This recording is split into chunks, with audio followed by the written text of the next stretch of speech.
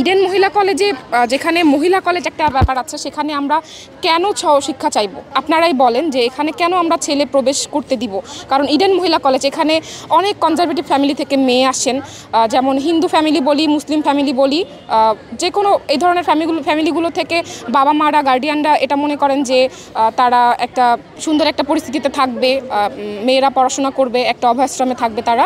তো এই জন্যই তারা হচ্ছে এখানে তাদেরকে পাঠান। তো তাদের শিক্ষার জায়গাটা কি সংকুচন করা হচ্ছে না? আমি এখানে সহশিক্ষাকে নেগেটিভভাবে প্রেজেন্ট করছি না, আমি সহশিক্ষা পছন্দ করি না, ব্যাপারটা এমন না। আমার কথা হচ্ছে যে ইডেন মহিলা কলেজ, এখানে মহিলাদের নারী শিক্ষার অগ্রগতির জন্য এই এই কলেজ প্রতিষ্ঠা হয়েছিল। তো কেন এখানে সহশিক্ষা চালু করা হবে? অনেকের ফ্যামিলি হচ্ছে ইসলামিক মাইন্ডেড ফ্যামিলি। তো আপনি দেখেন, যদি এইটা বন্ধ হয়ে যদি এখানে কম্বাইন্ড স্টাডি চালু হয়, সেক্ষেত্রে দেখা যাবে অনেক মেয়ের শিক্ষার স্থানটা সংকুচিত হতে থাকবে। তাদের বাসা থেকে ওইভাবে অ্যালাউ করবে না যে তুমি যাবে বা এই করবে।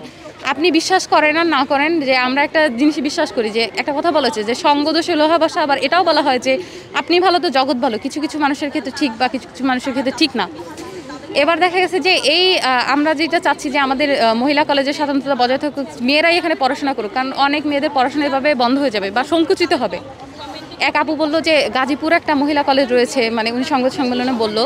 তো আমি ওনাকে বলতে চাই যে গাজীপুর মহিলা কলেজ রয়েছে, সেটা সে জায়গাতে রয়েছে, বাট ঢাকার মতো একটা জায়গাতে, যেটা হচ্ছে আপনার বলা হয় এটাকে রাজধানী শহর বলা হয়, রাজধানী শহরে কর্মের স্পেসটা একটু বেশি। অনেক স্টুডেন্ট টিউশনি প্লাস পার্ট টাইম জব করে নিজের পড়াশোনার খরচ চালিয়ে এখানেই থাকতেছে স্বল্প খরচে। এখন আমার কথা হচ্ছে, কয়জনের বাবা মার সামর্থ্য হচ্ছে যে তাদেরকে প্রাইভেটে পড়াবে? ইডেন মহিলা কলেজে 35,000 সিট সংকুচিত হয়ে যদি টোটাল ভার্সিটির সিট 5,000 হয়ে যায় এরকম, কারণ একটা ইউনিভার্সিটিতে অত্যাধিক স্টুডেন্ট নেয় না, 7 কলেজে মিলে যতটা রয়েছে। তো আমার কথা হচ্ছে যে এই যে সিটগুলো সংকুচিত হবে, এরা কোথায় যাবে? এদের কি হবে? তাদেরকে বলতে চাই যে সবাই আপনার মতো বয়ফ্রেন্ডের সাথে সহবাসে বা একসাথে বসবাসের যে ব্যাপারটা, ওটাতে বিশ্বাস করে না। কারণ হচ্ছে আপনার ধর্ম আপনার কাছে নৈতিকতার ব্যাপারটা রয়েছে। কোনো ধর্মই এভাবে এই জিনিসটাকে বৈধতা প্রদান করে না। মূলত আমরা আমাদের সামাজিক কাঠামো তৈরি করে ফেলেছি।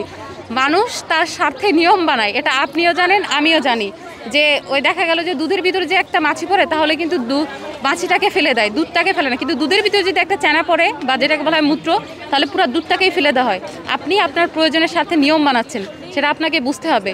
তো কিছু মানুষের ওই যে ওয়েস্টার্ন কালচারের যে কিছু ব্যাপার থাকে, যে বিদেশে যেই ব্যাপারগুলো চলে আর কি, ওগুলোতে বিশ্বাস করে। কিন্তু যারা আসলেই ধর্মকে মনে প্রাণে মানে, আপনি আমি প্রত্যেকে কেউ কেউ ভিন্ন ভিন্ন ধর্মের মানুষ। তো তার মানে এই না যে আমরা আমাদের ধর্মের যে ধর্মীয় যে অনুশাসন, এগুলোকে কিন্তু প্রত্যাখ্যান করতে পারি না। এখন দেখা গেছে যারা বলে যে ওই যে ইডেনের, আমি গতকালকে ফেসবুকে দেখলাম যে বাইরে সন্ধ্যা 7টা থেকে 9টার মধ্যে যেই ইগুলো দেখা যায়, মানে ঢোলগুলো দেখা যায়। এখন আমার প্রশ্ন হচ্ছে, ওখানে যে মেয়েরা থাকে, যে ছেলেগুলো আসে, সে ছেলেগুলো কারা?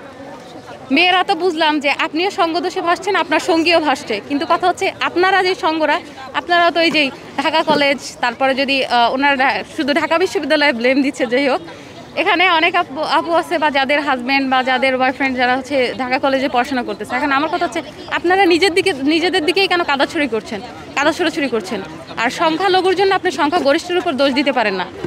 আপনি ভেসে যাচ্ছেন, আপনি যান, তার মানে না যে আপনি শতাধিক লোককে ভাসিয়ে নিয়ে যাবেন। আপনার দোষ, আপনার চারিত্রিক গুণাবলী আপনার অন্যের উপরে চাপাবেন না। প্রথমত, বাংলাদেশে কোনো মহিলা বিশ্ববিদ্যালয় নেই। কয়েকটা মহিলা কলেজ আছে, তার মধ্যে ইডেন কলেজ, বদরুন্নেসা কলেজ, ওদিকে আছে কি জানি বলে, মোহাম্মদপুরের দিকে সম্ভবত একটা মহিলা কলেজ আছে, মহিলা মহাবিদ্যালয়, এগুলো বেশ পরিচিত, ঠিক আছে। কিন্তু ইডেন কলেজ মহিলা কলেজের মধ্যে সবথেকে বড় বাংলাদেশে, এটাকে অস্বীকার কেউ করতে পারবে না। তো ইডেন ক্যাম্পাস, যেখানে আমাদের 150 বছরের বেশি পুরনো একটা ক্যাম্পাস, সম্পূর্ণ মহিলাদের ক্যাম্পাস, এই ক্যাম্পাসে কম্বাইন করাটা হলো মানে নারী শিক্ষার প্রসারকে আরও সংকুচিত করা।